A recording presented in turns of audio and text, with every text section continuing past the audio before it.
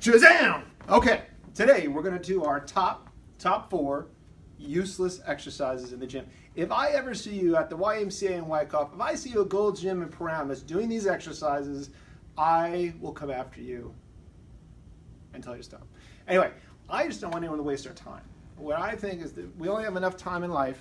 We do not want to waste it on these exercises. So I see these often enough, makes me cringe.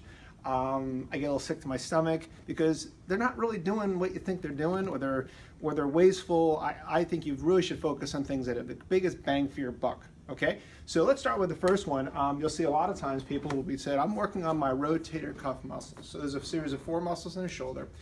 The muscles are back through this region right here against the scapula, and they contribute to this motion. Okay, so what do people do? They say, well, if it's that motion, let's work on rotator cuffs. So you'll see them have the barbells on the hand, really serious, and they're working the rotator cuff.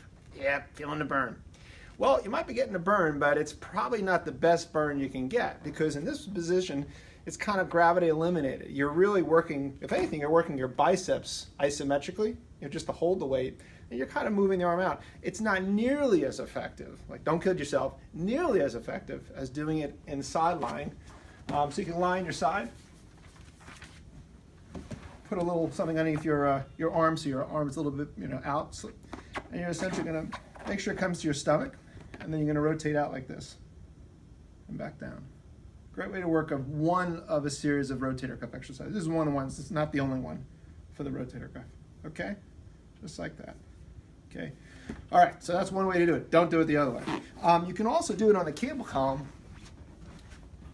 You can do it, same idea, direction of force. We want resistance going this way against that way, because we're going to be moving the rotator cuff out like that. So you're putting your arm like so, arm supported, out like this, and to control it on the way back, okay?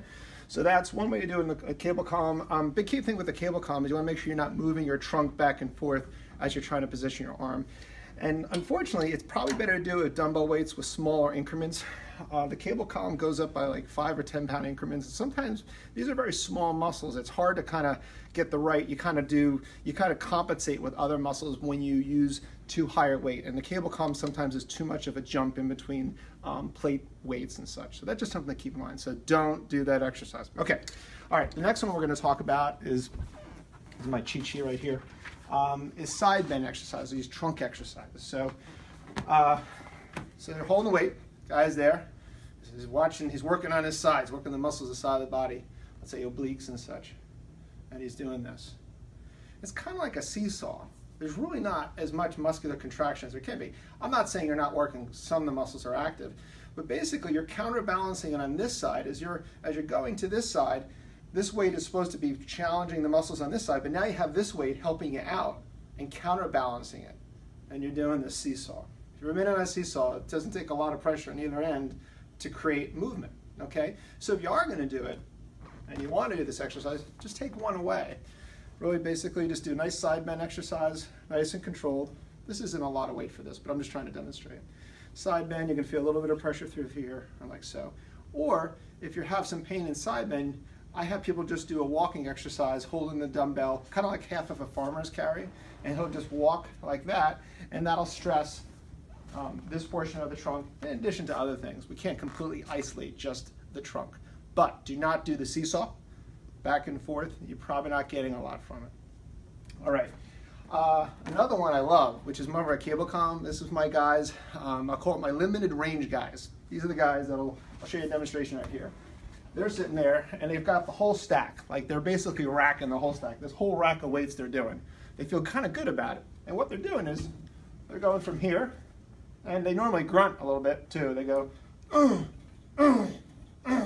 They normally have headsets. They normally have earbuds in, and they're grunting a lot. Loud music, probably. And they feel pretty good about themselves. Some of them are quite large, actually. But it's kind of funny. They're just working here or here. I don't know what they're doing. I'm not saying they're not getting, there may be, I've seen really big guys do this. Don't quite understand it. I'm a small guy, sorry. But why don't we work through the full range of motion, novel, like this? Take it through the full range, get the full benefit. If you have a sticking point, let's say in your motion, like you're getting to a point where you're having a hard time in this portion of the motion, whatever exercise it might be, maybe you want to work on that range at a lighter weight. In mid-range right here, we can have you have a tremendous amount of force you can generate. Okay, the muscle belly is the strongest in this, let's say, this range. At the very bottom of the range, at the very top, sometimes you can't take it through the full range at your max weight.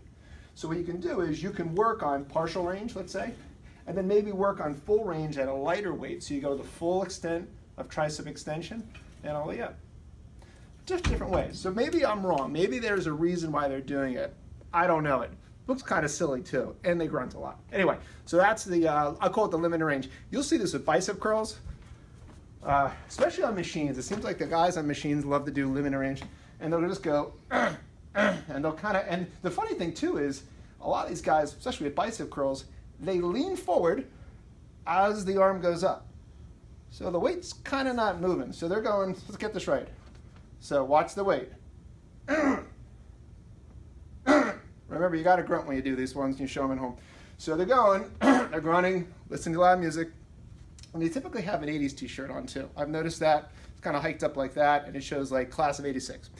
That's my class. So it's really fun. So the weight is basically not moving, but it's a lot of trunk going forward. Anyway, enough about the 80s. All right, my last one is my lunge and a bicep curl. So this is great for the classes, like the group fitness classes.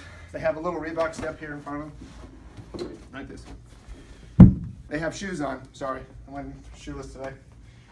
And what they do is they step. This is kind of like the other one. They're stepping into a bicep curl. So they're lowering and stepping, and they're getting, and then they're stepping back. And the weight is kind of staying at the same range. They're kind of coming up, but they're dropping into it, and the biceps aren't really engaged as much because they're essentially lowering. So we're getting to the same height of the bicep. The dumbbell is right here. So we're going to like that. Actually, the women really don't growl, which is kind of nice, and they're typically more quiet. So they'll step, back. Watch the excursion of the weight. Watch this. It's like they're pushing the weight forward, but not getting a full exercise. Listen, I'm sure you're getting a lot of burning calories by doing that lunge. Why don't you separate them, okay?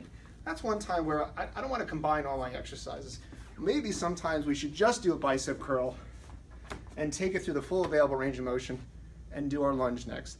Listen, there's benefits of holding weights when you do the lunge. Don't get me wrong. That's great because there's more weight on your skeleton as you're holding the dumbbell. But to combine it with you think is a bicep curl, you're kind of taken away from, you think you're doing something for your biceps and it's not changing. So I hate to have you, confuse yourself and fool yourself into thinking you're helping yourself there. So just do one and do the other. It's good that you're holding weights in your hands. That's great. Weight bearing exercises with the dumbbell, with the lunge will help with the lunge and make it more challenging. You're probably getting some bicep contraction, but you can get a lot more if you just focus on that movement and don't try and combine it with everything. You'll see that with certain balance exercises. People are trying to combine a golf swing while they're on a Swiss ball or medicine ball. It's kind of ludicrous. I do combine balance exercises in the clinic sometimes with weights. Sometimes I have different goals. I'm working with skiers or surfers. I may actually combine that.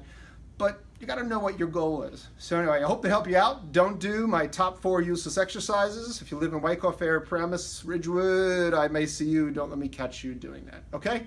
Anyway, I hope this helps you out and you got a little laugh. Have a great day.